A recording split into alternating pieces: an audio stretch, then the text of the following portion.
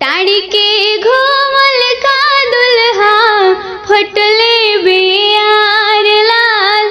टाड़ी के घूमल का दुल्हा फटले बियार लाल। कैसे कैसे पड़ला दुल्हा पापा के पसंद लाल। कैसे कैसे पड़ला दुल्हा पापा के पसंद लाल।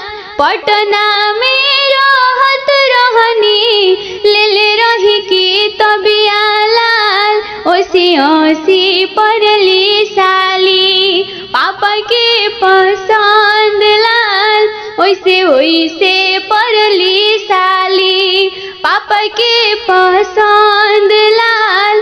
खैनी के खायल दुल्हा ओठवा निकलल लाल। कैसे कैसे पड़ला दुल्हा पापा के पसंद लाल। कैसे कैसे पड़ला दुल्हा पापा के पसंद लाल।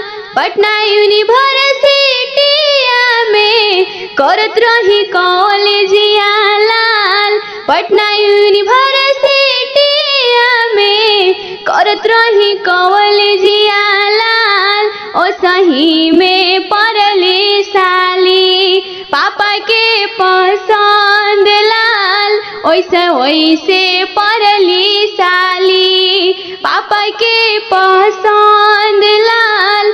टाड़ी के घूमल का दुल्हा फटले बियार लाल। कैसे कैसे पड़ला दुल्हा चाचा के पसंद लाल। कैसे कैसे पड़ला दुल्हा चाचा के पसंद लाल। पटना में रहत रही ले रही की तबिया लाल। ओ सही में पड़ली साली चाचा के पसंद लाल। ओ सही में पड़ली साली चाचा के पसंद।